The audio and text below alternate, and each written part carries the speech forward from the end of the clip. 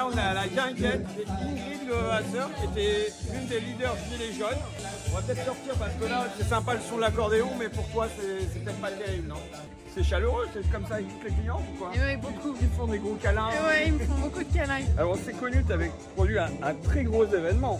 17 novembre 2018, Gilets jaunes sont un rond-point dans le coin. Et tu étais devenue l'une des figures, maman célibataire, avec 2 enfants, aide-soignante. Mais comment on passe de aide-soignante à guinguette? Moi, je suis pas née avec une cuillère en argent dans la bouche, j'ai pas d'héritage, enfin voilà, mes parents sont ouvriers, ma mère a été auxiliaire de vie pendant des années, moi je suis aide-soignante, j'ai pas capitalisé ni quoi que ce soit. Donc je suis allée au culot en me disant propriétaire, j'ai rien, mais je peux faire beaucoup et j'ai envie. Et c'est ce que j'ai fait et maintenant j'ai pu acquérir un peu d'apport et les rendez-vous à la banque vont venir pour acheter le lieu. Que tu passes de les gilets jaunes à patronne alors? C'est un exercice difficile évidemment, on peut en penser ce qu'on veut mais j'ai envie en fait de créer aussi de l'emploi. On est aussi une génération qui avons besoin de sortir mais on ne peut plus faire 30 ou 40 km pour aller boire un verre un soir et ici c'est ce que j'ai envie de recréer. À cause du prix d'essence contre lequel tu combattais en 2018. Complètement, ouais, toujours. Ah oui parce que en fait ça n'a pas baissé. Hein. En fait on est un peu des Français avec les doigts coincés dans la porte, tu vois. On est là et ça fait mal, ça dure, mais c'est toujours le cas et il n'y a rien qui s'ouvre, tu vois.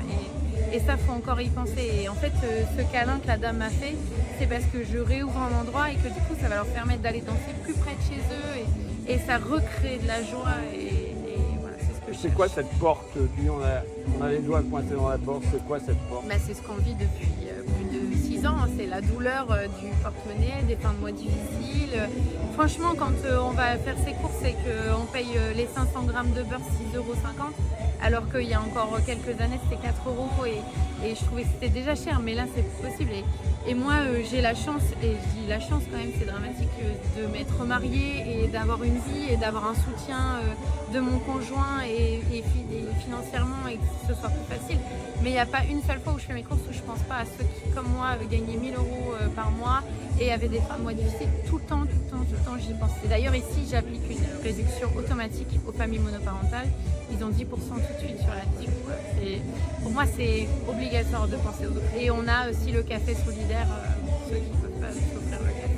Même si on n'est plus famille monoparentale, on reste des monoparents avec ses enfants. Même si on recompose une famille, c'est toujours nous qui avons la charge de nos propres enfants. C'est pas parce qu'on recrée un couple avec quelqu'un que l'autre prend en fait le rôle du père ou de la mère. Donc je suis toujours famille monoparentale, mais en couple et en recomposition. C'est comme si aujourd'hui la société, l'État, ne s'était pas adapté à ces nouvelles familles-là.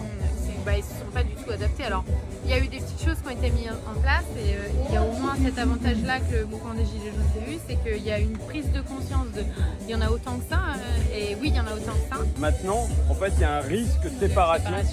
Qui existe dans tous les couples et on n'a rien prévu pour venir atténuer ce risque, cette déchirure. On n'a rien prévu et qui est-ce qui en pâtit? C'est forcément les enfants. Les familles monoparentales, ça reste la bagarre. Ouais. Et je les vois ici. Pour moi, c'est une vraie réjouissance de pouvoir échanger avec eux. Et c'est pas une honte d'être une famille monoparentale, et il faut le dire. Il faut pouvoir en parler pour se rendre compte aussi qu'on n'est pas les seuls. Et